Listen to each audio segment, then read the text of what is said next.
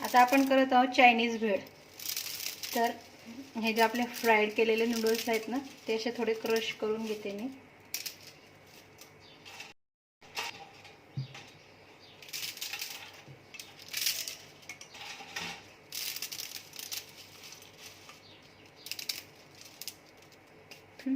तर यामध्ये आपल्याला टाकायचे आपल्या सर्व लांब कापलेल्या भाज्या. शिमला मिरची, गाजर, पत्ताकोबी, त्यानंतर थोडीशी कोथिंबीर पण टाकूया आपण. आले लसणाची पेस्ट. त्यानंतर मी त्यात दिलेली आहे पिठी साखर.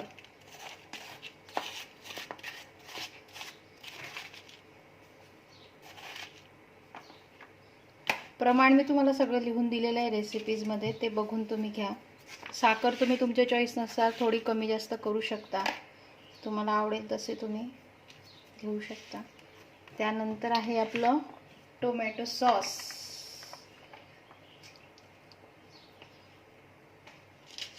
टोमॅटो सॉस अर्धा कप दिलेला आहे मी, तोही तुम्ही कमी जास्त करू शकता, पण तेवढाही ठीक होतो, म्हणजे खूप नाही होतो. आपल्याला असं वाटतं अर्धा कप म्हणजे खूप असेल व असं, तर नाही होत, तो बरोबर होतो. त्यानंतर आहे आपला सोया सॉस.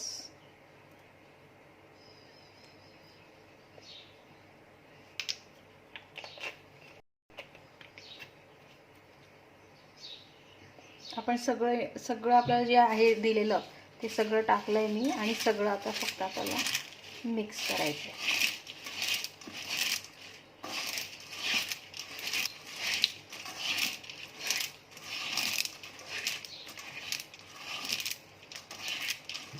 इतकी सोपी असते आपली चायनीज भेळ.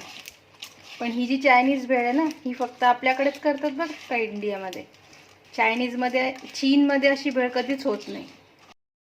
ही झाली आपली रेडी. आता वर आपण याला सजवण्यासाठी आपण थोडीशी कांद्याची पात, थोडे टोमॅटो पण चालतील टाकले तर आपली रेडी.